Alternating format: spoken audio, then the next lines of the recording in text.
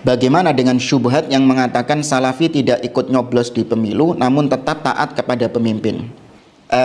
Kita katakan proses kepemimpinan, meraih kepemimpinan dengan cara pemilu itu masuk dalam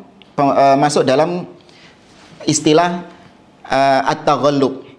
Ya, at-taghallub yaitu seorang yang meraih kekuasaan dengan cara yang tidak syar'i. Cara yang syar'i kemarin sudah kita sampaikan, yang pertama dengan istikhlaf misalnya. Dari pemimpin sebelumnya sudah menunjuk pemimpin yang setelahnya, atau dikenal dengan istilah putra mahkota.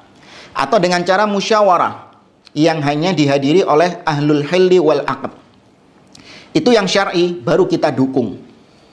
Tapi kalau yang nggak syar'i seperti kudeta. Ada satu orang, dia ini punya kekuatan militer, punya pendukung fanatik yang banyak, dan punya persenjataan yang lengkap. Punya tank, punya helikopter, punya jet tempur, punya persenjataan lengkap. Kemudian dia menyerang pemimpin presiden yang ada sekarang, ya dipaksa untuk lengser, kalau enggak diperangi dia. Dan terjadi peperangan untuk mendapatkan kepemimpinan itu. Nah, kita nggak boleh ikut-ikutan masuk ke dalam konflik tersebut. Ya, kita ikut perang juga untuk melengsarkan pemimpin yang ada. Enggak, ini cara yang tidak syar'i. Kemudian setelah pemimpin ini yang tadi kita katakan punya kekuatan besar, kekuatan militer yang besar, kemudian dia berhasil mengalahkan pemimpin sebelumnya, meraih kekuasaan, maka kita wajib mendengar dan taat. Kenapa kok bisa demikian? Tadi dalilnya.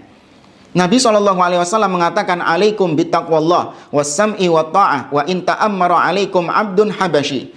Kalian wajib bertakwa kepada Allah, mendengar dan taat kepada pemimpin, meskipun yang memimpin kalian itu orang yang gak syar'i mendapatkan kepemimpinannya. Siapa itu? Nabi mencontohkan abdun, seorang hamba.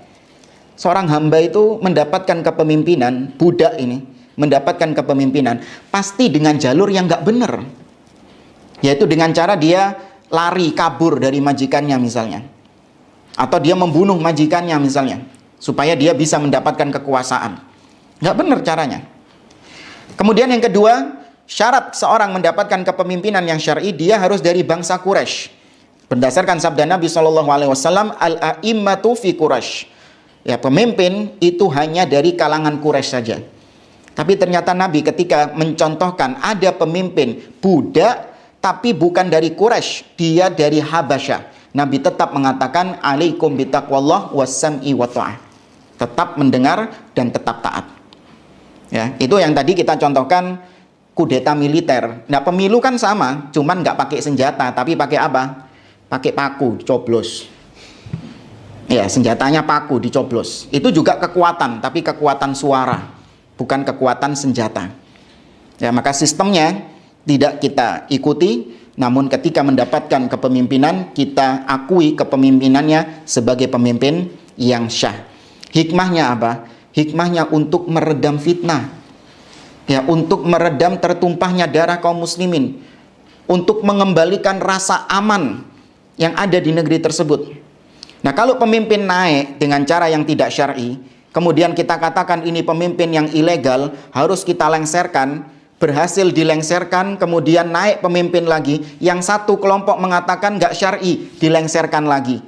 Yang kelompok yang lain nggak seneng, dilengserkan lagi. Terus, kapan negeri itu aman kalau kayak gitu caranya?